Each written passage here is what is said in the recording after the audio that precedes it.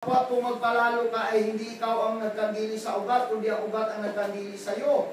Yan, sasabihin mo nga ang mga sangay ng abali upang ako ay makasanib. Yan, nabali ang sanga ng Israel at ang mga himpil ang nangasanib. Sabi niya, huwag ka raw magpalalo. Bakit? Verse 22. Masdan mo ang mga kabutihan at ang kabagsikan ng Diyos. Ang kabagsikan ay sa mga nangahulog, datapot ang kabutihan ng Diyos ay sa iyo kung mamamalagi ka sa kanyang kabutihan. Sa ibang paraan ay ikaw man ay puputulin. Ano tatagpasin? Puputulin. So, mahirap magtiwala mga hindi.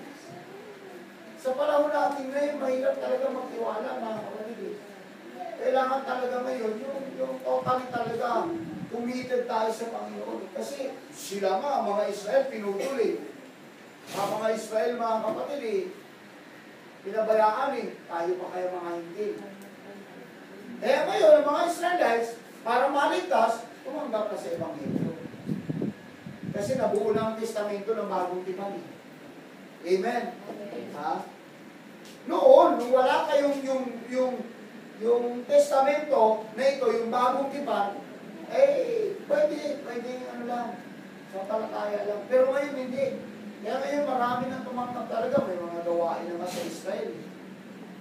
Oh. Kaya nga kailangan tumanggap. Lahat ngayon. Kahit Muslim, kailangan. May mga Muslim na rin ako convert mga kapatid sa ganitong pananampalataya. Yes. Kasi kailangan tumanggap din para maligtas. Hindi naman pwede makapagligtas si Muhammad. Yes, amen. Hindi pwede makapagligtas yun. Ang makapagligtas ang Panginoon Kristo.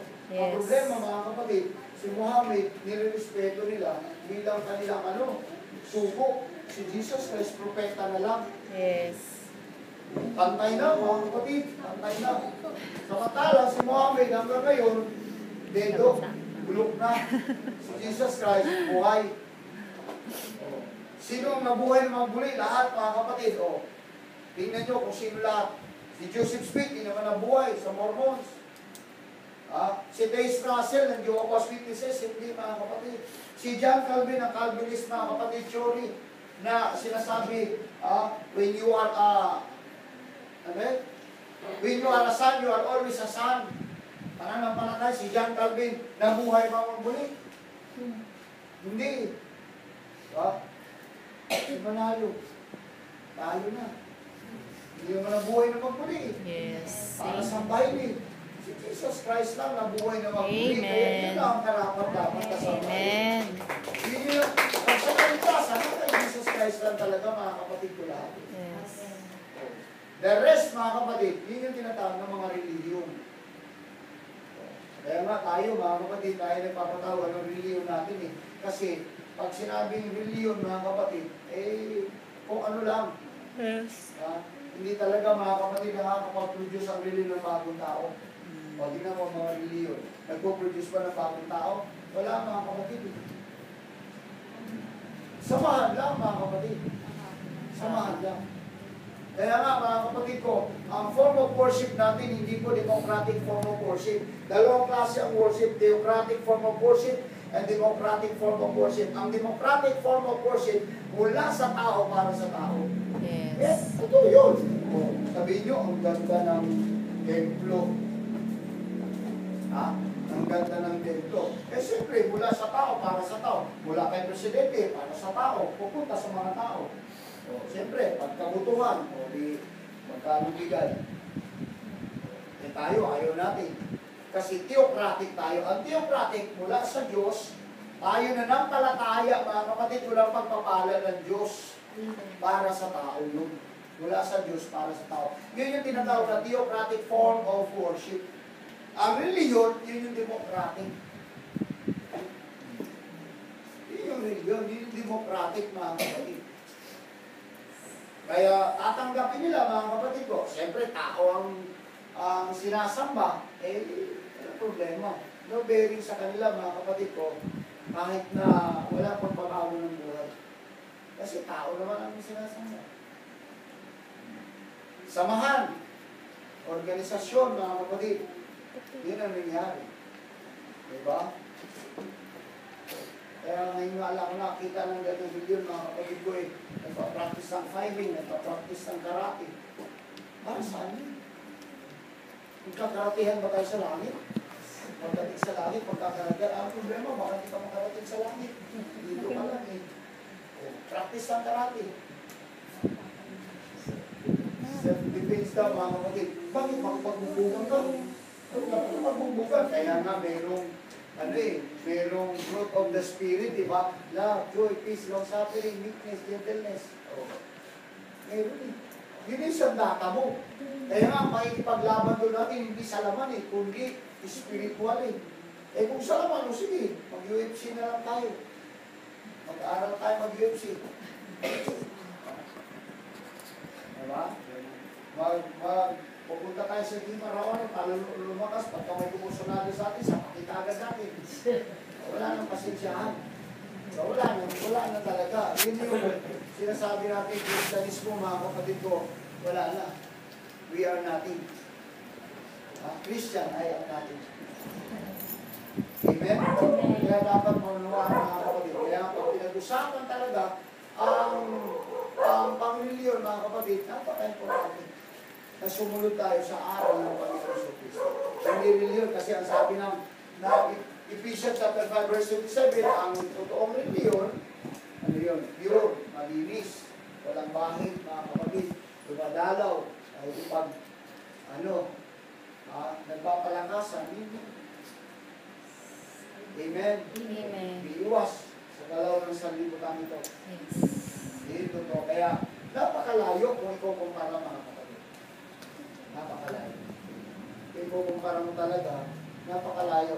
Kung ang nangyari kasi, mga kapatid, pagka na-misinterpret yung pagbabasa ng Bible, sa totoo lang, mga kapatid, manunood din ako kay Ilisoriano. Marami siyang misinterpretation. Yes. Nakapabor lang, nakapabor siya, nakauna na siya. Loobin ng Panginoon, makapasok tayo sa TV. Mga 5 taon mo lang ngayon at tayo ng TV program. Dapat ipapahayag talaga. Maraming misinterpretation talaga, mga kapatid. Dami ko napanood ng misinterpretation. Magaling, bakit? Siyempre, bumubuklat ang Bible. Bakit? Ikaw ba? Ikaw marang bumubuklat ng Bible? Kala maraming misinterpretation talaga. Mali, mga kapatid, ang pakahulugan sa Bible.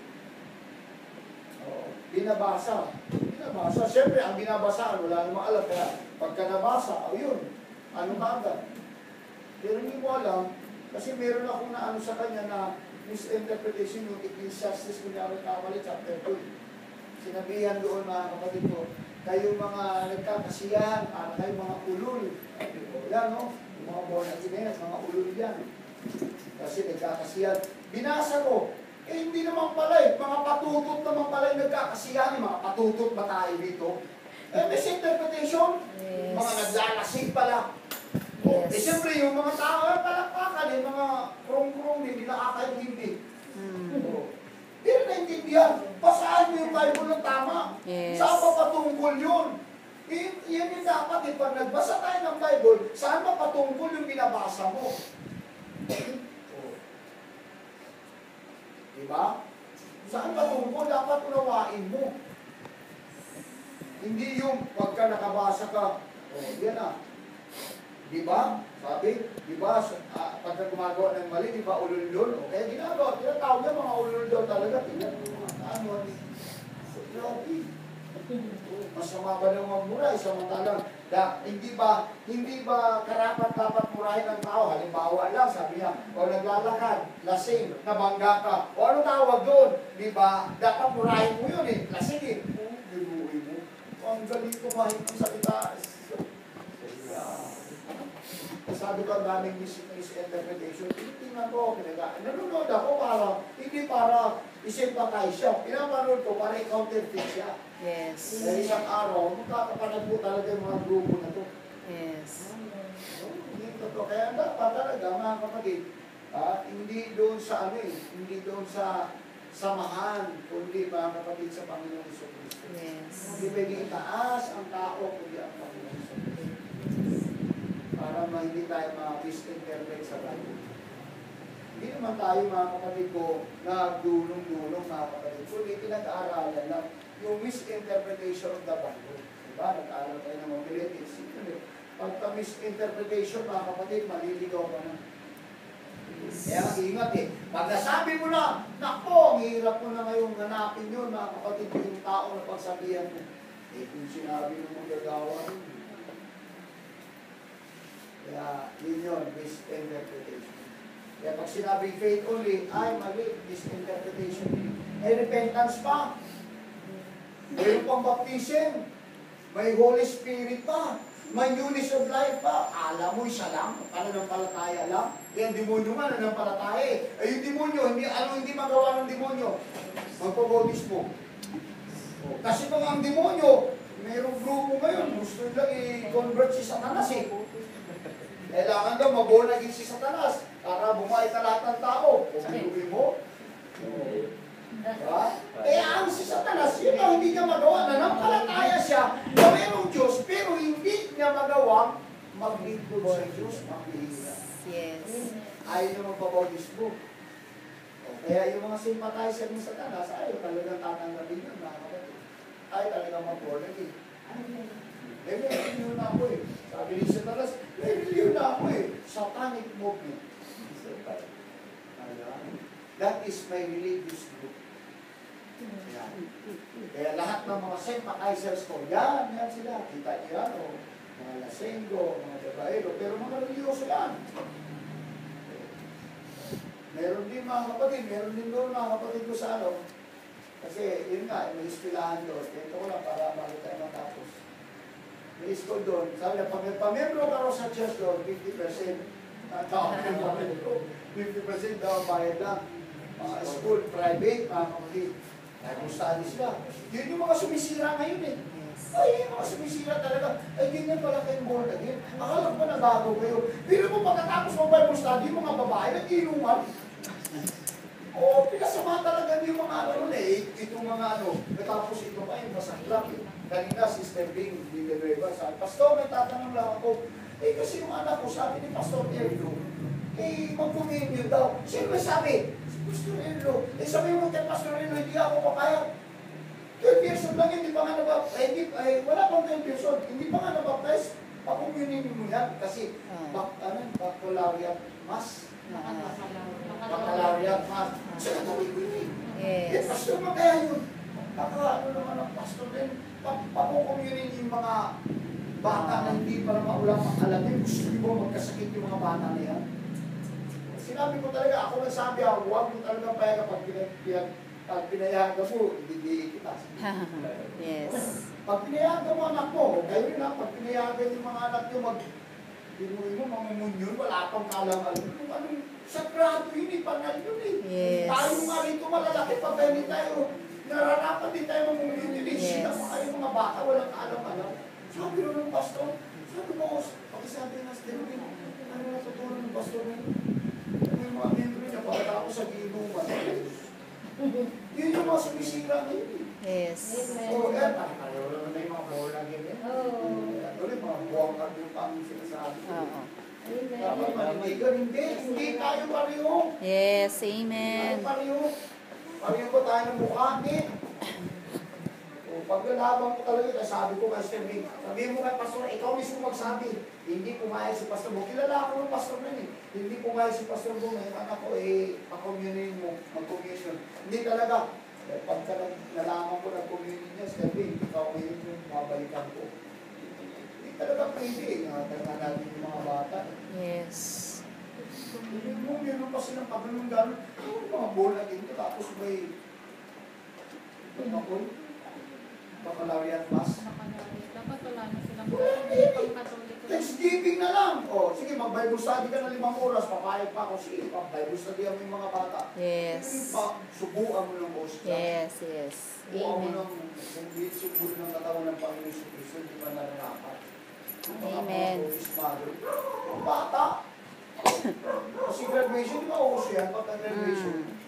Talaga itong mga pastor na Ginagawa yung college. Sa college lang po yung Oo, ginagawa. pero pagka hindi ka paano, Ano yung baccalaureate? ginagawa naman talaga. Pero hinatakbo mo na Pero siya hindi siya sumasama. Oo, dapat. Sige mga kapatid, tayo tayo.